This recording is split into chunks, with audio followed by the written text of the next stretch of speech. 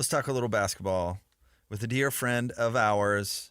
You hear him as my co-host for Jazz pre, half, and post-game show. He is the coach, the one and only Tim LaComb. What's going on, Coach? My friends from the salad bar. I know it's been a while. It's been I'm missing those fine treats. You know, Coach has strong salad game. It's like he eats the biggest mountain of salad. Yeah, he eats more food than anybody there, but it's just a huge salad. So eat as much as you want. Giant salad. It's 300 calories in a salad, but he eats a mountain. I've seen a lot of people giving me the side eye with the size of that salad.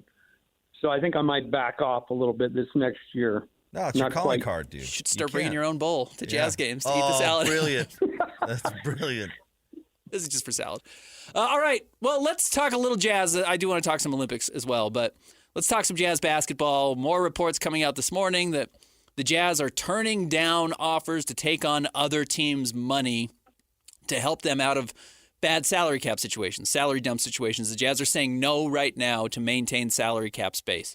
What do you make of that, and what does it tell you about their plan for Lauri Markkanen? Well, I think everything is constantly in flux. I mean, I think the idea that they would move Markkanen for the right deal, and the right deal would have to be a lot. It's always prevalent. It's always out there. And so I would imagine right now it's just trying to maintain some flexibility if something were to happen late. But I still believe they're going to go into the season with him. I think he's going to be here. I think he wants to be here. I know they want him here. And unless somebody's just going to give him a crazy, crazy amount in return, I think that's going to be the end result. Paul George goes to Philly. What else would we classify as a big move in the offseason, Ben? What else Bridges going to New York, yep. I guess could qualify as kind of a big move.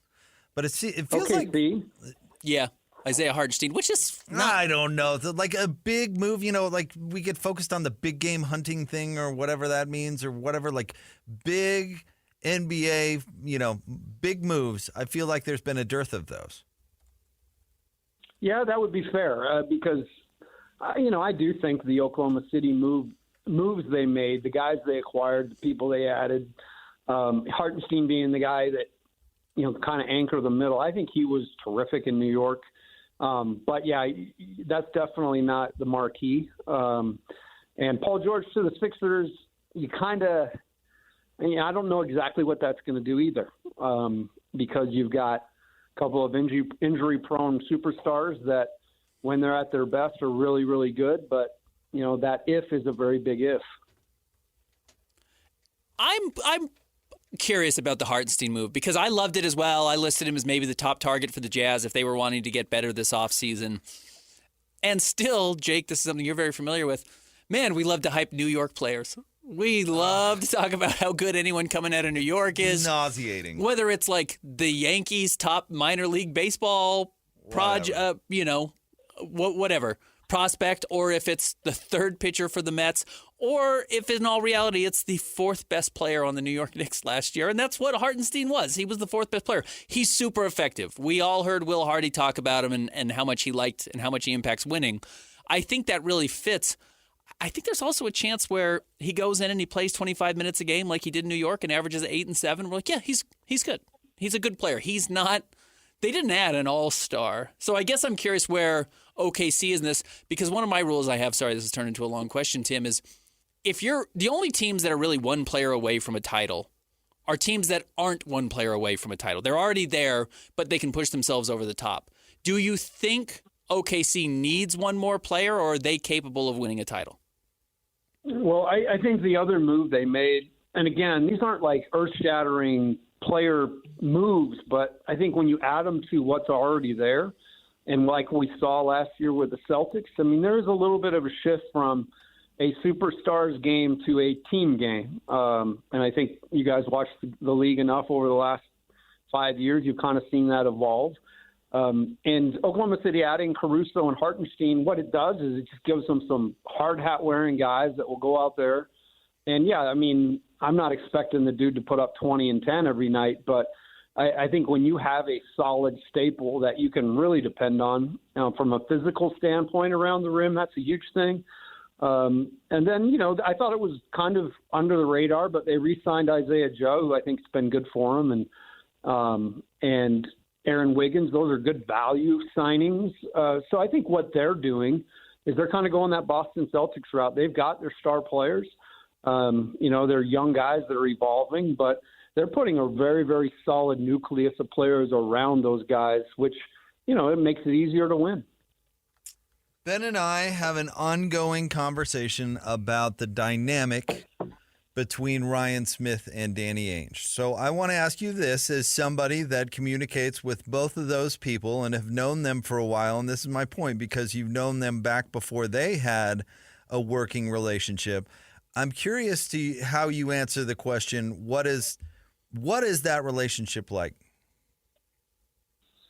I think it's about as real and authentic as any relationship that may exist. I think those guys are known each other for a long time, like you said, outside the context of this relationship. But I think it was very, very evident. Ryan's a hands-on guy, but at the same time, he understands that there's parts of this that he's really going to lay some trust in the front office. And I think the way he's assembled it with Danny, I think they tell each other the truth. I think they have hard conversations. But at the same time, I think they're aligned.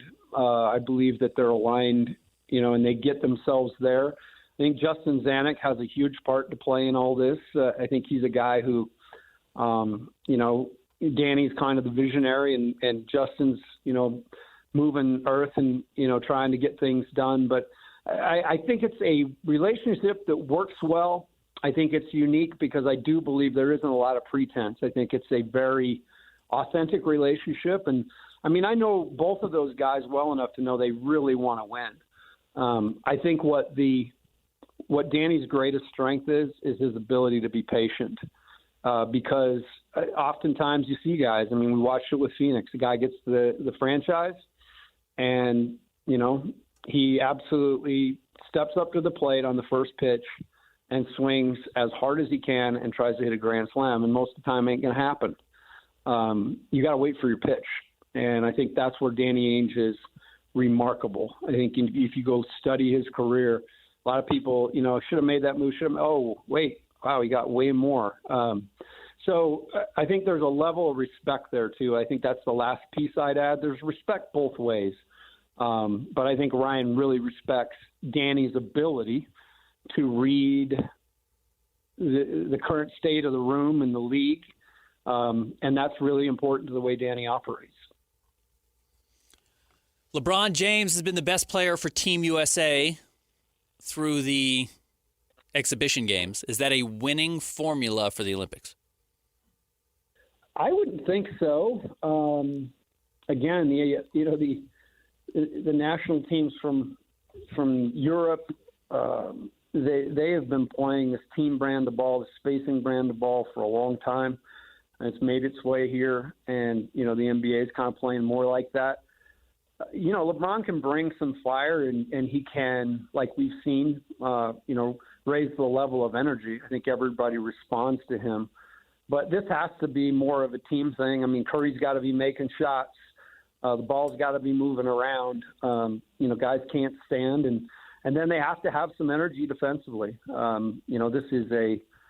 These are really, really good players. Maybe they don't have the names, that you hear in the NBA, but there's players all over this world that can really play, that are developed, almost pristine, and then the coaching is off the charts. So it's going to be a real challenge. I remember the first time the Dream Team went to international competition and watched them beat Angola by 70-something, and you're just like, wow, we were just so much better than everybody. And that window has definitely narrowed, and I think we've seen that in most recent, international competitions. This seems out of the blue, but I'm gotten thinking about your team concept and how European players, and I heard Ben talking earlier about, they've played in these, what do you call them, Ben, like schools when they're 12 and 13. These academies, yeah. These academies. Academies, yeah. And, they come up playing together. If you, as somebody who was around as a college coach and a recruiter, if you could reform the AAU model developing basketball players, what would you do?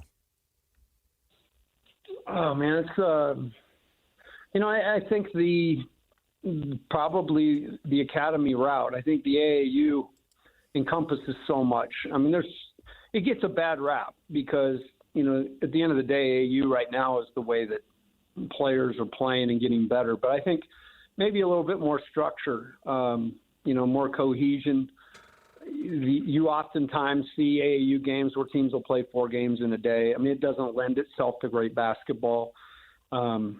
So it would probably have to be more of a shift from a, high-level promotional event with, a real desire to make money. You kind of have to shift that more to more developmental camps, more leagues like that they aren't just rolling the ball out there and you're playing, 4 games in an afternoon. What % chance do you think you give the U.S. For winning? Because I'm going to call Ben out on something coming up a little later on in the show. What do you think? What % chance? Man, I really let's say 60. Wow, lower than I thought. About where I'd put it. All right. Coach, you were the best. Have a wonderful weekend, and we look forward to catching up soon. Get some salad in you.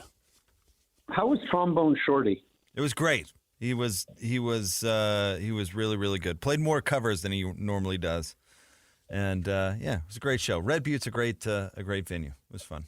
Well, I got some videos from Mr. Scott last night. Let me just tell you, he looked like he was having fun. I had to send you one. Yeah, buddy. Thanks, All right, Coach. later. You're the man. There you go, the coach, Tim LaComb.